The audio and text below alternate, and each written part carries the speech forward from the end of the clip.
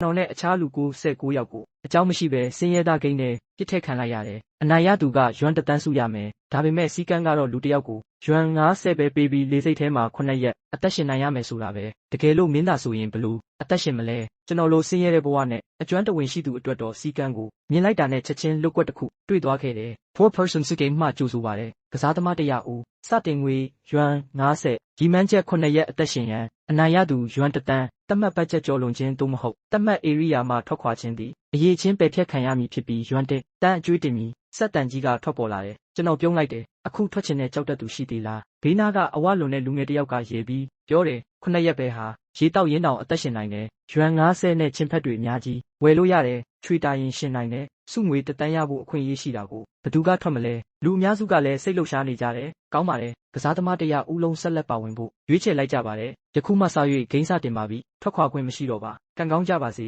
အဖြူရောင်အလင်းတန်းတစ်ခုလင်းသွားပြီးနောက်ကျွန်တော်လေစိတ်ကြီးတစ်ခုလည်းရောက်နေပြီဂိမ်းအကောင့်ထဲမှာယွမ်50ရှိနေတယ်မျက်နှာပြင်ပေါ်မှာဗိုက်စာမှုရေငတ်မှုအားအင်ဆိုတဲ့အချက်3ချက်ပြနေတယ်လက်ရှိအားလုံးပြည့်နေတယ်အနီးကစတော့တစ်ခုကိုဝင်ကြည့်လိုက်တယ်ရေခဲတက်တာရှိမှလူတစ်ယောက်အော်ဟစ်နေတယ်ဖျားရည်ရေတဘူး15ယွမ်နဲ့တပြတိုက်တာထက်တောင်ဆိုးတယ်ဈေးနှုန်းတွေကြည့်လိုက်တော့ကိတ်မုတ်တစ်စိတ်50ယွမ် sandwich 40ယွမ်ပေါင်မုတ်တစ်လုံး30ယွမ် crackers 18ယွမ်တရက်ကို9ယွမ်လောက်ပဲသုံးလို့ရမယ်အခြေအနေမှာရေတဘူးတောင်မဝယ်နိုင်ဘူးအဝလွန်ကောင်လေးကမျက်နှာပြက်ပြီးပြောတယ်ငါကဖွဲ66ဒီလိုဆို3ဘူးပဲဝယ်နိုင်မှာ9ရက်မပြောနဲ့တေဖို့ပဲကြံတော့တယ်ကျွန်တော်တက်ပြင်းချလိုက်တယ်ဒီစနစ်ကပရာဟိတလုပ်ငန်းမဟုတ်ဘူးဒီလောက်လွယ်မယ်လို့မထင်ထားခဲ့ဘူးစတိုးဆိုင်တဲ့လူတွေအလုံးအရင်ဝင်လာကြပြီးကြောက်ရွံ့မှုတွေပြန့်နှံ့လာတယ်ဖွဲ66ကကျွန်တော်ကိုဆွဲခေါ်ပြီးတိုးတိုးပြောတယ်ငါက66မင်းက44မဟုတ်လားပူပေါင်းကြရအောင်ဘသူလာတိုက်ရင်ငါကပေးမယ်သူကလက်ဝဲကွက်တောင်ပြသေးတယ်ဒါပေမဲ့ဂိမ်းရဲ့စီးမြင့်အပြည့်စုံမတိသေးတဲ့ကျွန်တော်ကပူပေါင်းဖို့ညှင်းလိုက်တယ်ပထမဆုံးလိုအပ်တာကရေအိမ်သာနာက